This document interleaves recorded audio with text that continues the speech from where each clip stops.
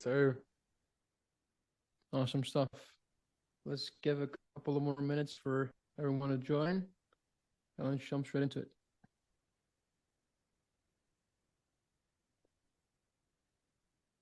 Awesome, guys. So we're obviously here on the call today to speak about focus and performance and energy. I'm pretty sure all of you are pretty familiar with the subject.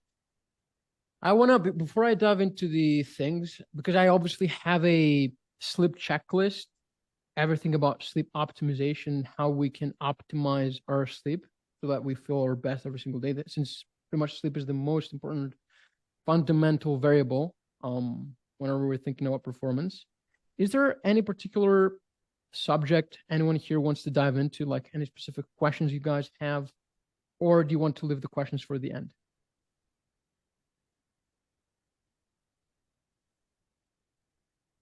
Anyone? I'm going to leave them to the end. Leave them to the end? Yeah, we can ask the question at the end, yeah. Okay.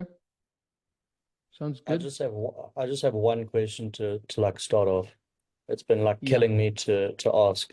So I got a Whoop like a couple of months ago. And I want to like, it's probably a very broad question, but I want to maximize it to like its full potential. I can see you got an Aura ring, but like, I don't know. I want to like, because my sleep the past few months has been like total dog shit. So what can I best do to like maximize my one sleep performance and like wake up in the morning and like wake up feeling like I'm gonna like get up and do something. That's been my biggest thing. Great question. So all the things that I'm going to run through with the document today, do all of them. I'm obviously going to send the copy to probably school or whatever is more useful. But like, this is literally what you need to do to optimize your sleep quality. Okay. Like the things that I'm going to cover is how to always get perfect sleep. So that's pretty much to what you said. And then Gloria asked, what is better, Whoop or Oura Ring?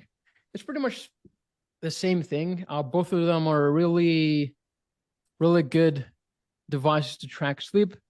Really, I personally prefer the Oura Ring, hence why I have the Oura Ring. I like the user interface better. More, for my opinion, a bit more user-friendly. But both of them do the job. They're pretty accurate. They're pretty consistent. The only thing that I shouldn't go with tracking sleep is the Apple Watch. It's pretty damn bad. But apart from that, if you have a Whoop or Oura Ring, just use the device you have. Does that help answer the question? Awesome. Awesome, guys. What are your sorry? What are your thoughts on like Zins and like nicotine and stuff like that for working? Because I use Nicorette to Nicorette gum. To get my nicotine. Yeah. I am not a particular fan of Zins because it's very intense and it's very toxic as well. I mean, I would go with a simple nicotine gum. The best solution is nicotine patches. Really? Things yeah, that's the least toxic one. Okay. Downsides to nicotine, no specific downsides. The main downsides is the form in which you're consuming nicotine from. So for example, if you're consuming nicotine from gum or the pouch, the Zins, those are pretty toxic. So I'm also switching from the gum to actually pouches, like the patches, because this is the least toxic form. So if you guys want to leverage nicotine for the mental stimulating, the cognitive benefits it has, just go with patches. The upsides is pretty much it's neuroprotective. You have a stimulating effect. So obviously it increases your depth of focus. It actually acts on it's a molecule, it's called acetylcholine. What it does is that thinking about like sharpening your focus. So it makes you be able to funnel your focus better. Think about it like this, but it also is like neuroprotective. Cool, guys? Awesome. So let's dive into the stuff that I got for you today. Let me pull it up. It's called the optimal sleep checklist. And as you can see here is how to always get perfect sleep. Now, before I get into this, let me talk about this, because what we are going to do with the document is pretty much optimize the single most important mechanism of your body, which is called the circadian rhythm. Are you guys familiar with what circadian rhythm is? Yeah. Mhm. So essentially, it is the main clock that resides in a deep part of your brain, and it controls your ability to produce the right chemical signals at the right times. Okay? The main two chemical signals is cortisol and melatonin, the main two chemical signals that we care about when we're talking about the maximizing your sleep quality in the sleep checklist. So in the morning, we want to do the appropriate things that are going to get our cortisol levels up. And towards the evening, we want to get the appropriate habits in place or protocols in place that are going to enhance melatonin production. That's all we need to do. Timing is very crucial, and the appropriate things at the appropriate times are very crucial. So long story short, a high-level overview of what the circadian rhythm is, and this is pretty much all we are trying to do with the protocols that I'm about to show you right here. So let's get into it. That's it. So we start with the morning, then we have the evening tools, and then we have the optimal bedroom conditions. First things first, guys, the main, most important thing here is the exposing your eyes to bright sunlight. Or if you don't have access because you're waking up very early, or you live in a dark, gloomy country like, for example, the UK, and it's very dark and very bleak, you can also leverage this here, which is the tool light. It mimics the sunrise or sunset. This is one of the main things you can do to increase cortisol production and subsequently sync your circadian rhythm. Okay. Are you guys familiar with the concept of exposing your eyes to sunlight? I'm pretty sure Andrew Huberman has been rambling a lot about this. So a lot of you guys have actually been listening to this concept, but like, are you guys familiar with this concept? You guys have, because this is very straightforward, you guys have any questions to the first pointer? Okay. So, Max, you asked the question. This is like here are all your answers. How do I max out my stats on the Whoop band or the Oura Ring? Well, this is what you need to do. So we start with the exposing your eyes to sunlight. Ideally sunlight. If you wake up at 5 or 4 a.m., get this light bulb and like purchase a lamp, a dedicated lamp, put it in the lamp and have it next to you, like view it for 5-10 minutes and you're good. Next thing, stimulate the adrenal glands. The adrenal glands are glands that produce cortisol, which is the chemical signal we're trying to optimize in the morning, if you remember. We stimulate them by drinking warm water with Celtic sea salt and lemon first thing upon waking. This is going to increase cortisol production. This is going to stimulate our metabolism. This is going to increase brain function. Really simple thing, really quick win we can get in the morning. Okay. Any questions on this one? Pretty straightforward. No questions? Important variable again. Do some form of exercise in the first hour of waking. Now, again, all of those things, guys, are for cortisol production. This here is arguably one of the most important ones. It's going to increase your body temperature. It's going to increase cortisol production. Also, dopamine also going to help you feel better throughout the day. I wouldn't recommend you do exercise lifting weights every single day, since that can be pretty strenuous. You can also see the reflection on your recovery stats. Your recovery is going to start being pretty crap if you train, if you lift weights every single day without recovering properly. So either 3 to 5 days a week for lifting weights, and then the rest of the days doing cardio. That's going to get the job done pretty much. Make sense? James, you have a question about I believe the water part? So this was actually about the tool light. I guess what's the difference between like a tool light and just any other like normal like bright light? Yeah. Obviously, you can use a key light as well or a SAD therapy tool. But the difference is that the tool light is the only circadian light that emits the pretty much 99% the same wavelength of light that is emitted by the sunrise or the sunset by low solar angle sunlight, which is the like low solar angle sunlight, which is when the sun is on a low angle in the sky, sunrise or sunset, is the most stimulating type of light for your brain. So it sends the strongest signals to your brain. It's like a big cue that says, hey, that tells your brain, hey, this is morning time. We better start producing the right hormones so that we feel awake. And the same thing at night. When you view the sunset, does the same thing. So if you don't have the time or don't have the means, you just get this one and you're doing the same thing for sunrise and sunset. So you can view it in the morning and in the evening. Does that make sense? Because like, for example, I have a key light in front of me. This emits a ton of blue light, but it's the wavelength of the blue, yellow, red contrast is not the same as the sunrise or sunset, but the tool light does that. Okay. Max, go for it, man. Sorry, I just wanted to ask, with the like sea salt and lemon, what if I just have like electrolyte sachets that I just put into like a water bottle?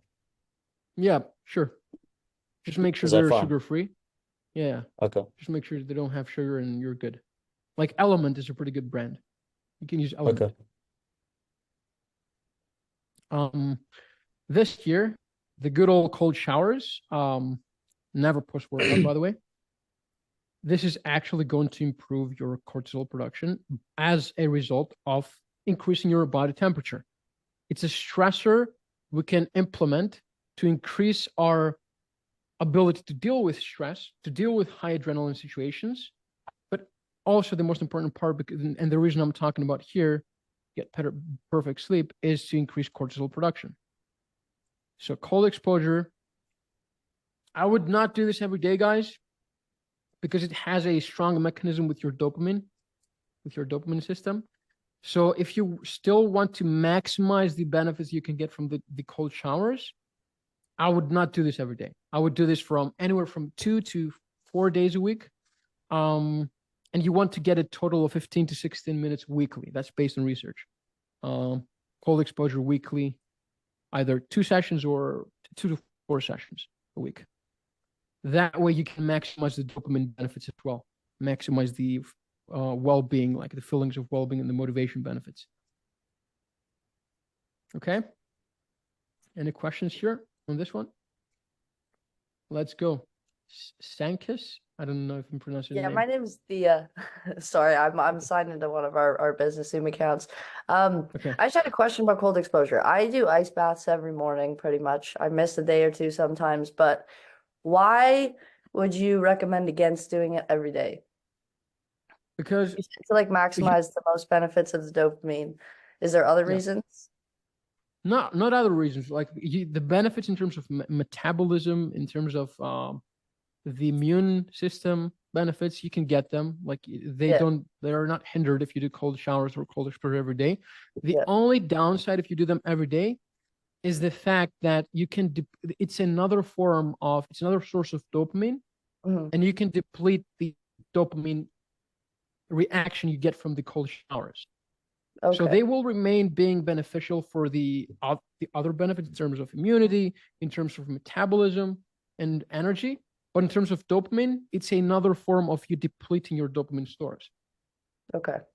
Sure. Similar to like if you're scrolling on your phone, you're scrolling just to get a drip of dopamine, that diminishes over time. It's the same thing with cold showers. The only difference is that you're putting yourself in a challenge, and therefore you give a positive feedback to yourself. I completed a cold shower today. I feel badass. So that's the only difference. But you're still doing the same thing with the dopamine. Gotcha. That makes sense. Awesome.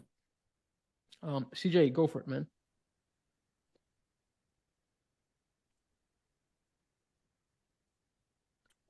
Oops, I thought CJ had his arm, but he's actually in the waiting room.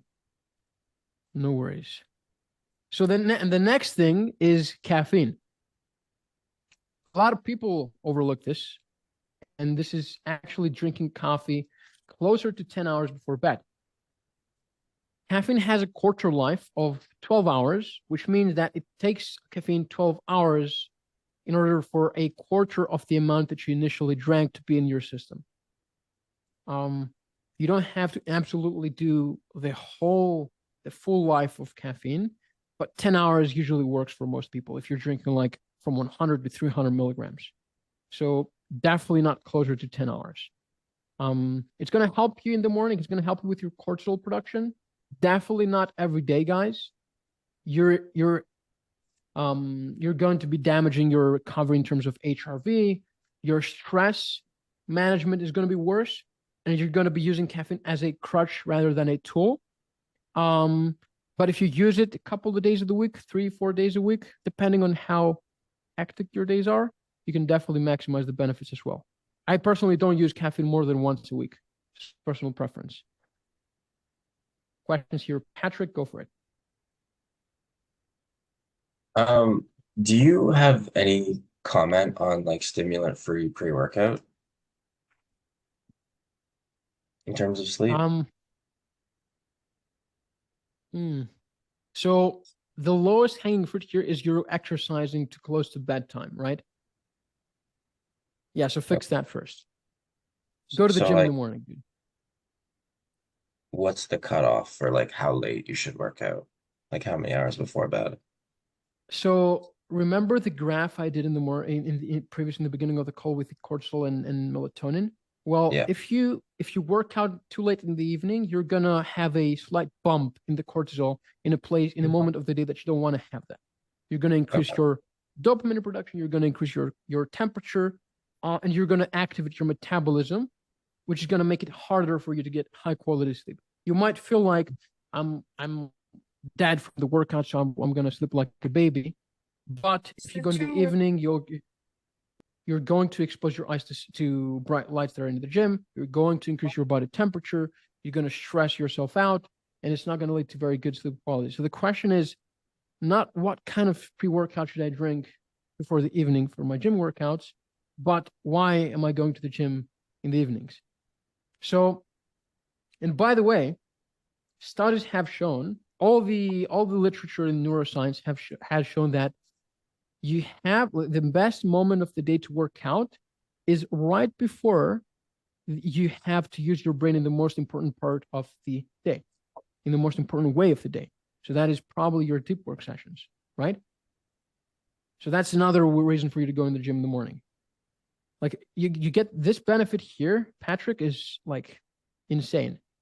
Because if you leverage working out in the morning, it's hard, it sucks for sure. You're never going to love going to the gym in the morning. It's going to take a while. But once you do that, the benefit in terms of circadian clock by going to the gym in the morning, it's going to help it's going to transform your sleep quality 100%. Does that And help? it does. You did mention though, like you wouldn't suggest lifting weights within the first hour of waking though. So is that it, or is it just that not every day? I didn't say anything about the first hour of waking up. I mean, naturally, it's going to take you around, unless if you sleep in the gym, it's going to take you naturally around 30, 40 minutes when you wake up, right? Okay. So it's cool. Like you're going to do your hydration, you're going to do your hygiene. Don't over stress about it. As long as you're working out in the morning, Okay. you're fine. I mean, if you do have to exercise in the evening, if you do by all means have to exercise in the evening, it's better than not working out. I would have a clear cutoff of around 6 hours before bed. Okay. But yeah, I mean, if we're looking to optimize, then doing it in the morning. And also, as I said before, probably not really a good idea to work out, exercise, lift weights every single day. Probably not the best idea in terms of recovery. Does that make sense? Yeah, thank you. No worries. Gloria, you're next. Hey, can you hear me? Yes. Okay. So I just have a quick tiny question about like the caffeine part. I know people use it to like help them focus and stay alert during the day, but I'm just worried about like I've never been a big caffeine drinker, but I'm looking for something to help me, wake up better in the morning. But I've never been a fan of coffee or caffeine. Like my sister, she's like a caffeine addict and she has like anxiety problems now. So it's like I'm trying to figure out like what's the best thing in the morning to take for energy and for focus and for just being awake that's not caffeinated like that. Do you do all those things here? Besides the caffeine, do you do all those things? No, I don't do, let's see. Yeah, no, I don't really do any of those. Yeah. So that's the best places. Like the best practice is not what do I take to feel more awake. What do I do is the actual best practice here. Mm, And that's why it's in this particular order. Okay. So forget about caffeine for now. Focus on the most important variables and then potentially look into caffeine. Start from the basics. Yeah, for sure. Okay, cool. Exactly. Appreciate it. No worries. And then here we go with the evening. So starting with nicotine, if you're like max, if you're taking Zins, no closer to 4 hours before bed. Okay. It's obviously a stimulant. It's a CNS stimulant. CNS is your central nervous system. It's going to leave your heart rate sped up, being activated. And so you're never going to be like, you're not going to be able to acquire as much deep or REM sleep at night. Then the next thing is, again, as you did in the morning with the twilight, which this is a fundamental, by the way. You don't have to view the twilight. You just have to do the sunset, the wavelengths that we're talking about. So if you can't view the sunset, which is really a beautiful thing to do as well, relaxes you, you just use the twilights. Okay. Next thing is no food in the last 3 to 5 hours before bed, depending on meal size, of course. Now, this is really big, and a lot of people are doing this wrong, like are snacking until before bed. This is a dumb thing to do because one of the phases of your sleep, which is called deep sleep, when you're particularly fasted, when you're in deep sleep, your brain enters phases that is otherwise unable to enter if you were not fasted. And those phases allow your brain to detox from toxins, from toxic proteins that cause things like Alzheimer's. Okay. So not only that, but your recovery in terms of your metabolism and your energy expenditure to recovery, because digestion is a pretty energy draining activity. It requires a lot of energy. It requires a lot of blood. So when your body doesn't have to spend energy to digest when you're in bed sleeping, it's able to naturally acquire higher quality of sleep. So you will feel like very significantly different when you're going to bed fasted. And by the way, guys, when you're finishing your last bite, that doesn't mean that you're fasted from this moment on. It takes around 3 to maybe sometimes 6 hours for your body to actually start being fasted. Okay. Does that make sense? I know this is a pretty difficult one for a lot of you guys. Okay. And by the way, I didn't really mention some important stuff here on the sunset. You might have heard the blue light blocking glasses, the blue light blocking apps. Viewing the sunset actually protects your eyes, protects your melatonin production later at night. So if you're less susceptible to being exposed to light to your screen, for example. So it's going to act as nature's blue light blockers. I'm not saying if you watch the sunset, then you can blast all the lights in your house and you're going to be protected, but it's like a buffer. You're going to have better sleep.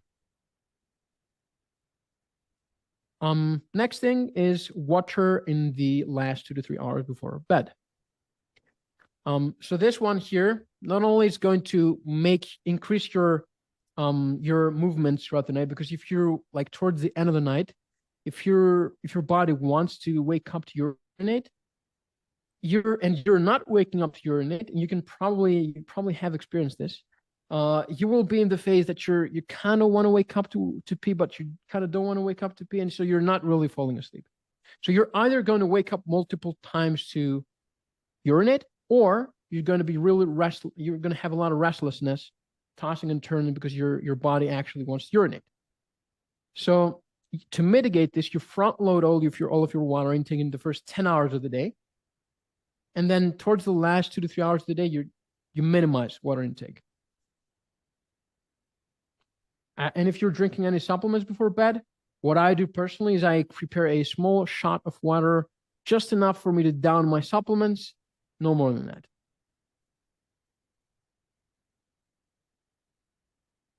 Any questions on those first 4 pointers, guys?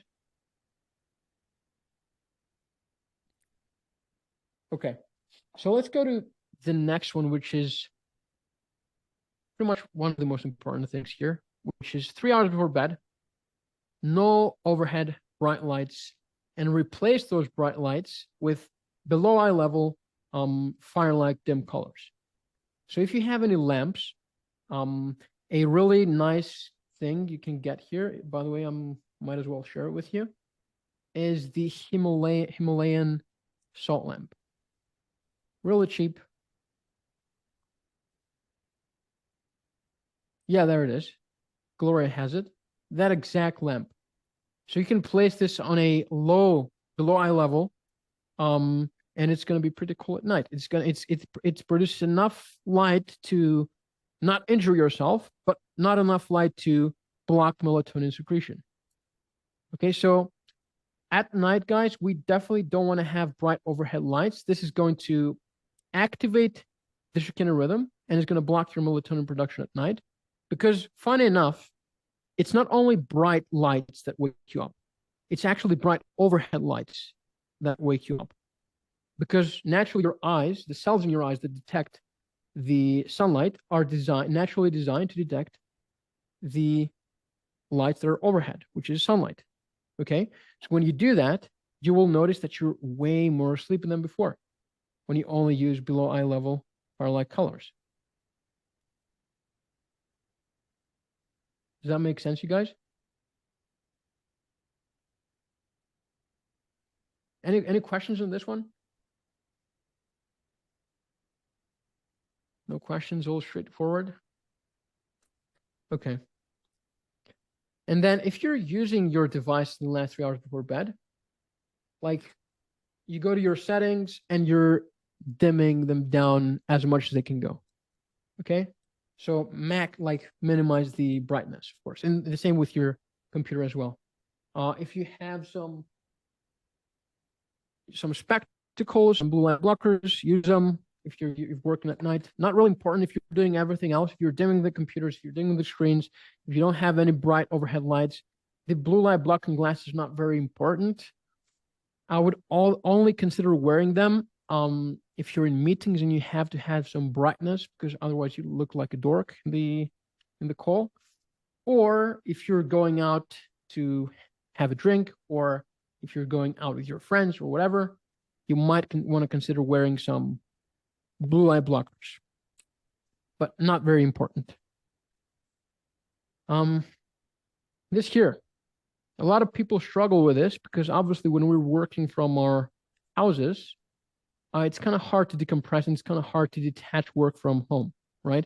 So if you're working in the last couple hours before bed, definitely not sales calls, definitely not sales reviews, definitely not mentally stimulating work. Okay? You're going to produce enough dopamine to wake you up. You're going to produce enough dopamine and adrenaline to when you go to bed, your mind is actually racing. So what you can do, best practices for this time, is to read something that has not, or watch something that has nothing to do with business. Definitely not $100 million leads or offers, Harry Potter probably, or something like that. Read something like fiction related. Maybe try journaling, meditating, this here, play with your dog, or do something else that calms you down.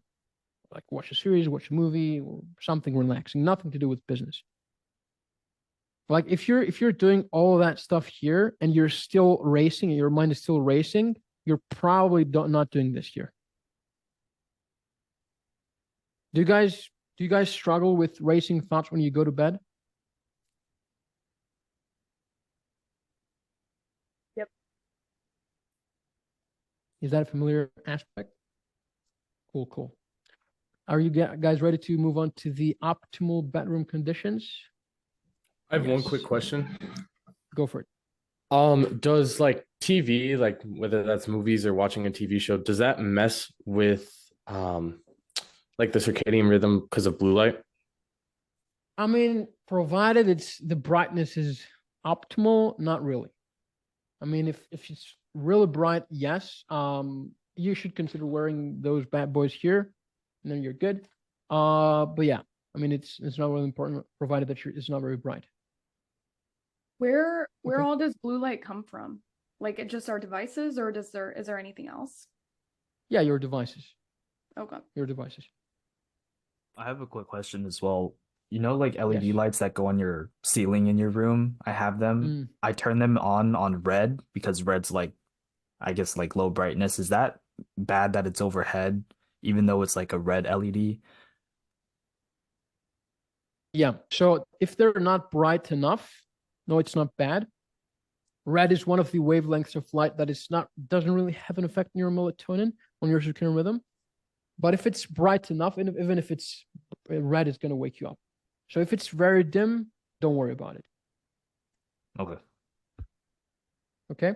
One quick question I had is, so I used to like have racing thoughts all the time that keep me up for like an hour or two every single night. And I started listening to either like a podcast or a audiobook that's not about business, like as I'm falling asleep, and that like knocked me out in 20 minutes instead of 2 hours. What are your thoughts on that? Definitely a good place to start with, but definitely not best practice, because your brain, when you're sleeping, is actually filtering so you're probably going to end up dreaming about the stuff that you're listening in the audiobook because your brain is filtering all the information. So I would recommend you start listening, if you still have this issue, start listening to theta brainwaves on YouTube. Pure Okay. theta brainwaves. Since that doesn't require a lot of filtering, and it sort of acts as a white noise. White noise is also really helps a lot of people sleep. It filters a lot of noises from outdoors. But yeah, definitely not podcasts when you're trying to fall asleep or while you're falling asleep. Sounds good. Thank you. Cool. Important thing, bedroom temperature. Guys, when your body enters REM sleep, it shuts off most of temperature regulating functions. Like shivering or sweating, it turns it off mostly. So if your bedroom is very hot, when your body tries to enter REM sleep, you're gonna shut it off because you're way too hot. So you should, at all costs, keep your room temperature cold.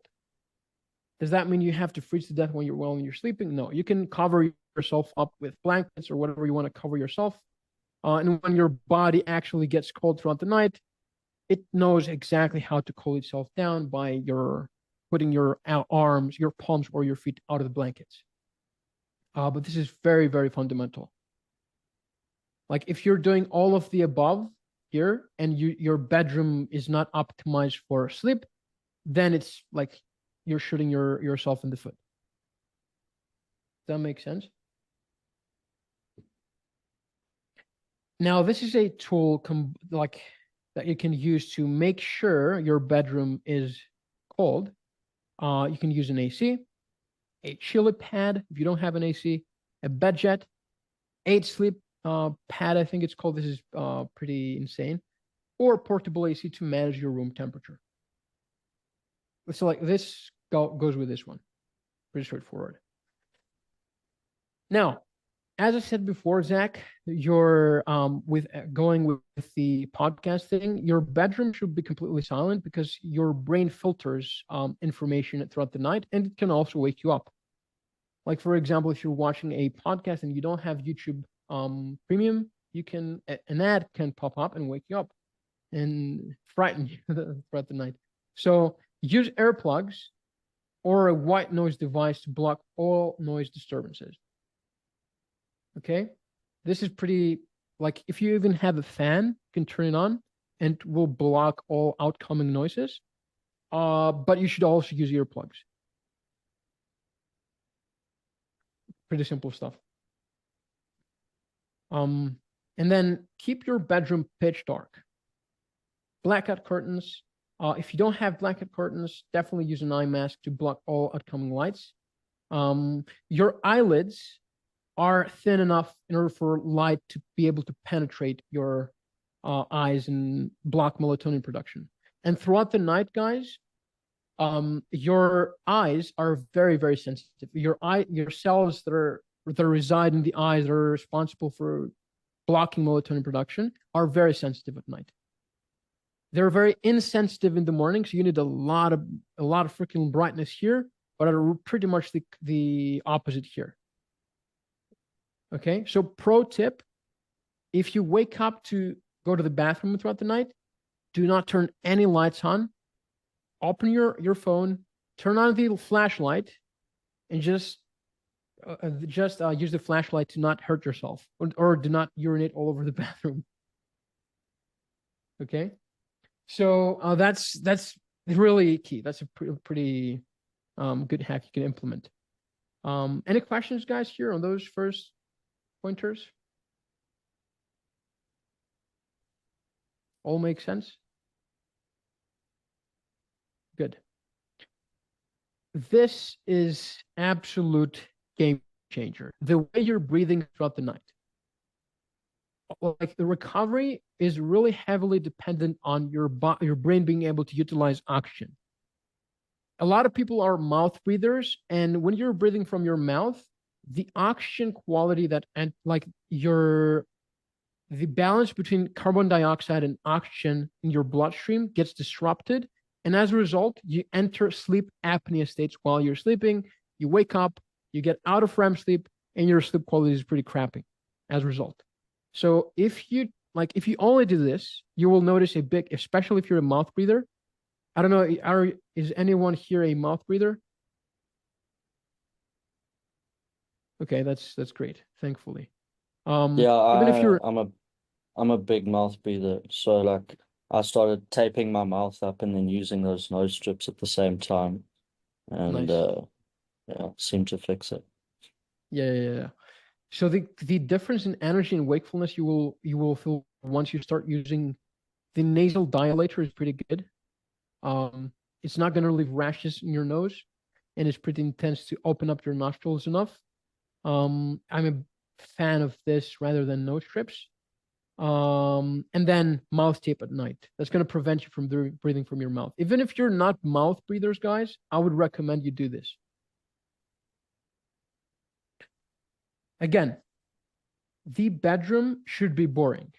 Your bedroom should not be used for anything else other than sleep or romance. If you're eating in your bed, if you're working, if you're playing games, if you're socializing in your bedroom, your brain actually builds a lot of neural connections, and it has a lot of options for when you go to bed at night. So when you have a bunch of options, it's really hard for your brain to connect the dots and fall asleep. But when you're only using your bedroom for sleep or romance, guess what? If you don't have somebody to do romance with, you're going to fall asleep. You don't have any other option. Okay? And this is through something called neuroplasticity. Anything you're doing in your day, your brain requires to connect the dots and create neural connections. And if you're using your bedroom to work, it requires another point of neural connection. So if you're using, a lot of you guys, if you're using your bedrooms to work from, or I would strongly recommend to just get an office. It's a really, it's not the lowest hanging fruit here. Okay, you can do all of that stuff and leave the office for the last part. But once you start doing this, you will notice a huge improvement in your sleep quality. It's going to be really significant. If you have racing thoughts, this is a really good practice. Stopping to work from your bedroom anymore and going to any other parts of the house you have available for working. it's going to help your sleep quality a lot. Any questions here? No questions? Cool. And this goes hand in hand. Remove all tech from your room. Once you start optimizing your room, no TVs, no laptops, no tablets, nothing. Only if you have any sunrise alarm clocks or even your phone, I would recommend actually removing it from your bedroom. And then you're probably going to ask, how do I wake up in the morning without an alarm, without my phone? Consider getting a sunrise alarm clock. That way you don't have to use your phone to wake up. And now let's say the extra tip: use all organic bedding, sheets, duvet, pillowcases. Use breathable fabric so that your body's better able to cool down while you're sleeping. Obviously, also you're gonna mitigate the absorption of chemicals. For example, when your body gets hot and the chemicals actually dissolve and break down, your skin absorbs them and they get into your bloodstream, and they're called endocrine disruptors. I don't know if you guys ever heard of endocrine disrupting chemicals, but they interfere with your hormone levels. So if you can invest into high quality bedding, I would go with linen. Highest quality bedding, really breathable. You're gonna have pretty good sleep as well. Okay, so guys, those are the fundamental practices. Essentially the basics. I have another page here for extra enhancement tools like habits and behaviors and supplements. But what questions do you guys have on the fundamental so far?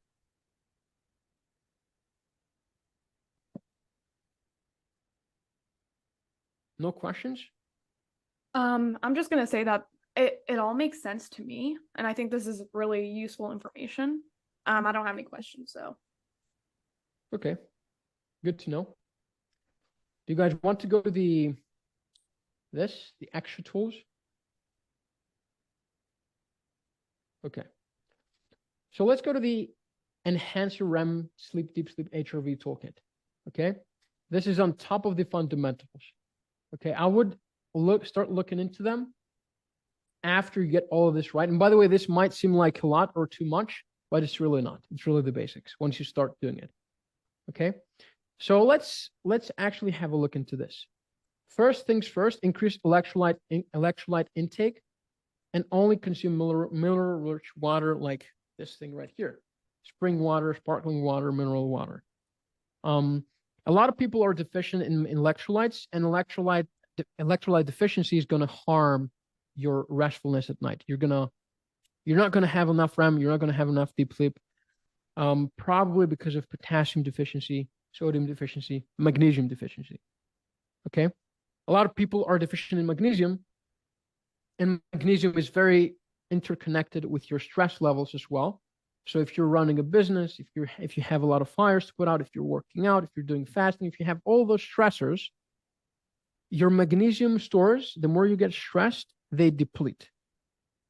So consuming a lot of electrolyte is crucial for maintaining not only optimal performance throughout the day, but also getting good quality sleep and recovering muscles from the workouts, etc. Okay. Like Element, for example, is a pretty good brand. What I do personally is I just use natural sea salt. I put it in my water and I consume this first thing upon waking with this thing here. And it has a lot of electrolytes. I do this pre-workout. 1 hour before bed, to optimize your temperature, your body temperature. Like for example, if you usually tend getting hot at night, consider doing a 20-minute warm shower 1 hour before bed.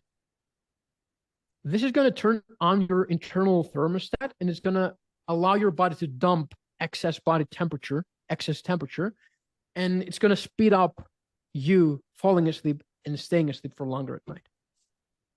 So it's actually amplifying this here, but in the mechanism of dumping your core temperature, which by the way, if you guys have a day that like you absolutely have to work out late, okay, then consider doing this as a best practice. Like, because working out late in the evening is going to increase your body temperature. You can't do anything about it. But what you can do is do this 1 hour before bed, and it's going to kind of like make up for the bad thing, let's say, that happened with the workout. Does that make sense? Cool. Journaling and meditation actually science-backed in improving your recovery, like your HRV, which is the variable that indicates how well you're recovered from stressors. How competent is your body at dealing with stressors? Okay, so journaling, meditation, you can replace your last hour of working with this. And trust me, you're going to see a significant increase in your stress management in the next day. Okay. I don't know why I have this here. This here is specifically for increasing REM and deep sleep. So your upper neck is an area of your body that tends to be more tense when you're stressed. And knowing how REM sleep works, which means all of your body gets paralyzed. This part of your neck, actually, if it's not properly massaged or properly relaxed, when you're overly stressed, your REM sleep tends to decrease. So a really good fix for this is getting this tool here. I have a link to this. I can send the resource guys afterwards. It's a tool you sit on. I have a video on it as well, but it will help you relax more and subsequently get more REM sleep.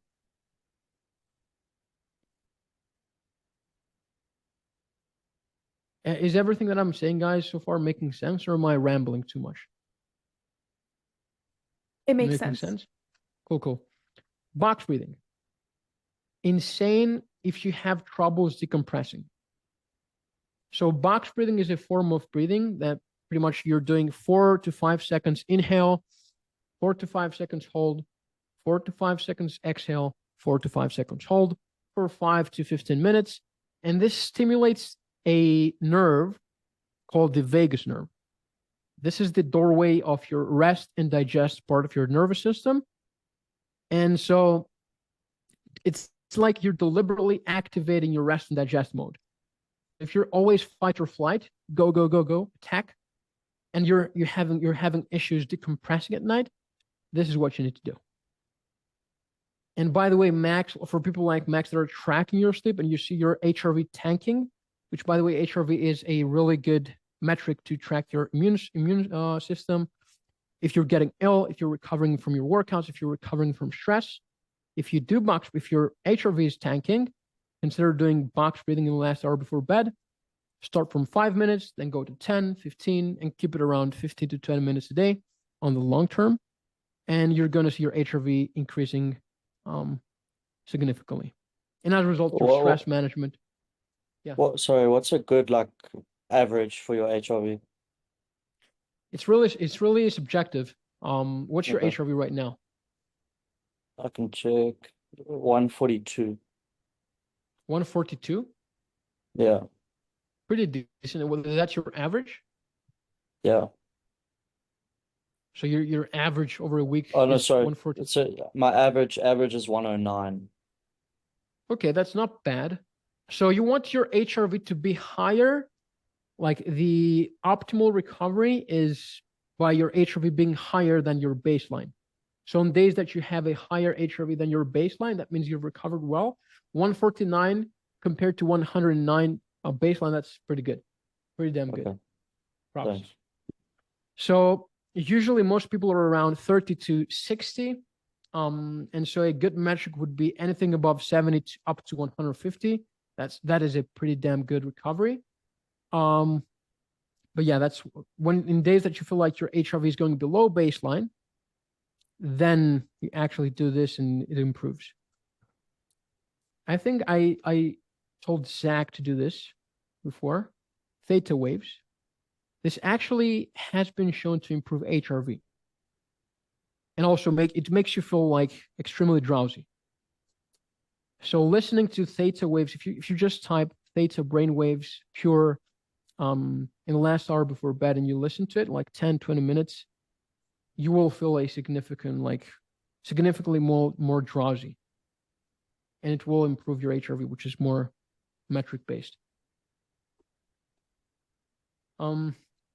Next thing, grounding, guys. I don't know if you guys know, are you familiar with grounding?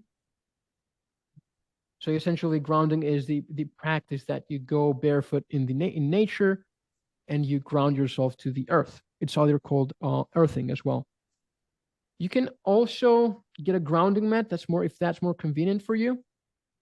What it does is that it neutralizes like oxidative stress, it neutralizes free radicals, and it reduces inflammation in your body.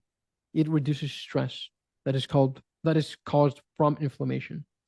And as a result from doing that, because inflammation and oxidative stress activates your immune system unnecessarily, as a result of doing that, it will improve your HRV.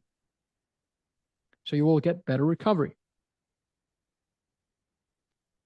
And then last thing that we can do in habits is using a weighted blanket to prevent tossing and turning at night. So if your restfulness is really low, if you're tossing and turning, if you have restlessness throughout the night, just getting a weighted blanket, provided that you do all of that stuff here, you still are very restless at night, you just get a weighted blanket and it pretty much forces your body to stay still and you have way deeper sleep.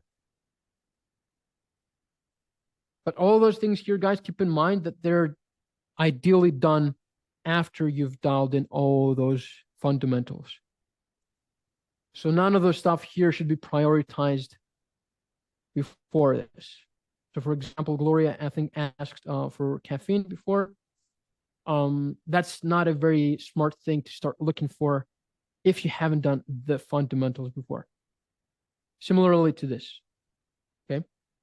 Like a weighted blanket. I would not look to getting a weighted blanket before I even do the fundamentals, okay? I'm not really going to go in depth with the supplements, only if you guys have a specific question on the supplements, because we were running out of time. So I want to leave some last few minutes for Q&A.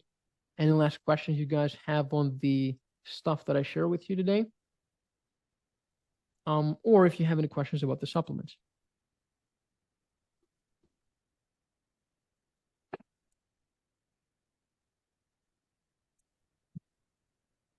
Go for it, Patrick. This one wasn't on your list, but I'm just curious if you know much about it. I've been seeing a lot about thiamine. Do you have anything to touch on with regards to that? Theanine? It's thiamine with an B1, M. vitamin B1?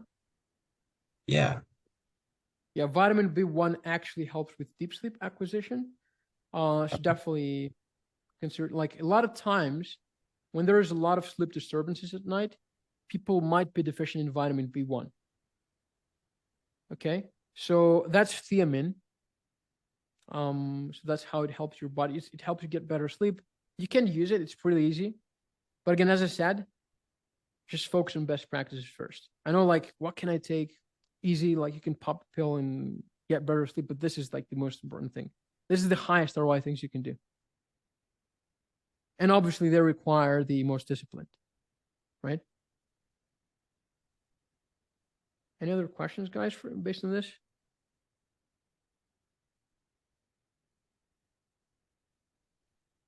No questions? Awesome. I've got a quick question. With the supplements, I know like I'm on certain supplements my doctor's recommended taking, like magnesium, for instance. She says take before bed. Are there certain ones on that list that you would take in the morning versus taking at night? Let me check.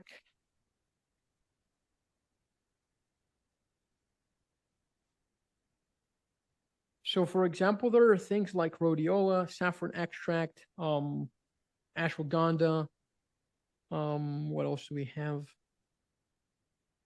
I think those main ones are actually going to help you with stress management. They act as like for example, ashwagandha is an adaptogen as well. It helps you adapt. It helps you adapt to stressors. So it helps your body be more competent at dealing with high adrenaline situations, which is pretty much running a business. So you're going to be more resilient as a result. Gotcha. Fun fact about saffron extract, guys. This supplement here has been shown through studies to be as effective as Ritalin for treating ADHD symptoms. Wow. Saffron extract. Alessio, go for it. Yeah, so my question is about deep sleep. So how to increase deep sleep quality and more specifically the length of the deep cycle, because I have good deep sleep but very short cycles. You Okay, see? so do you track your sleep? Yeah, it's but it's with Huawei watch, so it's not the best tool, but I don't know if it's reliable. Hmm. Do you do most of the stuff here? Yeah, basically I do almost everything since many years, so yeah. Maybe I need to buy a new tool, maybe a new Do you watch. actually do you wake up? Do you have any symptoms of drowsiness, low energy, poor recovering from workouts? Do you have any of those symptoms? Actually depends. I feel I can feel better, but I'm okay. But I think I can feel better, yeah.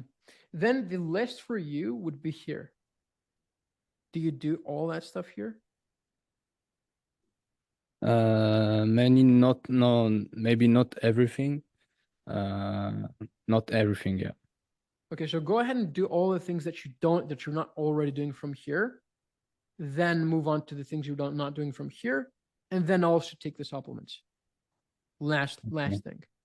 For example, small things like vitamin B1 can increase your deep sleep. Inositol, the same. L-threonate, the same. Okay, so if you're doing all of the things, all of the appropriate things, first of all, I would consider getting a better tracker, just so you have a better understanding of your baseline, because the all thing you know could be that your deep sleep is actually much higher than what it is right now, because of the tracking device you're using. So get an Oura ring or a Whoop.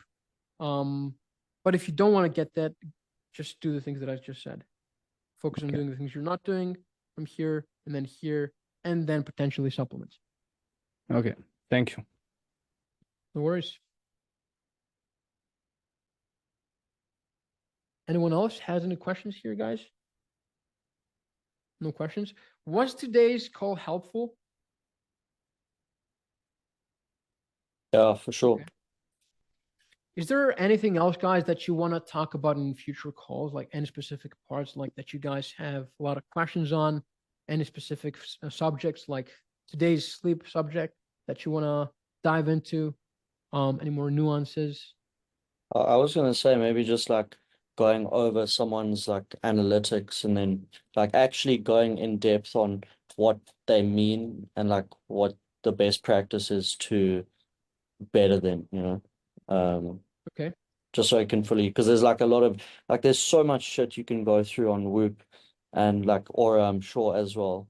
So, you know, it would just be cool to actually like understand the feedback from it and like what I can do to better it. Okay, so on the next call, we'll actually go over one of my clients' sleep data. Why not do Matt's sleep data? Yeah. We're gonna do Matt's sleep data, analyze them, tell you exactly what everything means, and how we can use also the checklist. How we can use the checklist based on the data, so we can improve the sleep quality. Is that Awesome. gonna help? Yeah, for sure. Anyone else has any remarks on potential subjects? Be interested to know about like how like eating impacts your sleep, like different foods and whatnot, like dietary stuff. Yep. Because I notice sometimes, like depending on what I eat, my sleep can be impacted a lot. Obviously, like high sugar days, it's just like wrecks it, right? So stuff like that would be cool. Okay, so next time we can go over analytics on Aura data and explain that. And also a question like how eating and how particular foods affect your sleep quality and they impact your sleep. Is there anything else you guys want to touch on? Maybe nutrition as well, but not for sleep, neither for workout, but more for work, like productivity, like to increase the productivity. Okay, Like the carnivore diet and stuff like that, what your opinions are. for sure. Carnivore diet. Right. Sure, I've noted a lot of things down, so appreciate you guys sharing that. I will actually post, I don't know if we have any Slack channels or should I go in school and post this? Probably go in school and post this. Yeah, After the call, I will go in school and I will post the checklist that I walk you guys over so that you can download and start taking action. sweet. Okay, guys? Cool. Thank Awesome. you very much. Thank Awesome, you. guys. Hope it was insightful and I will speak to you soon. Speak soon, man. Thank you. Take care. Bye-bye. Bye.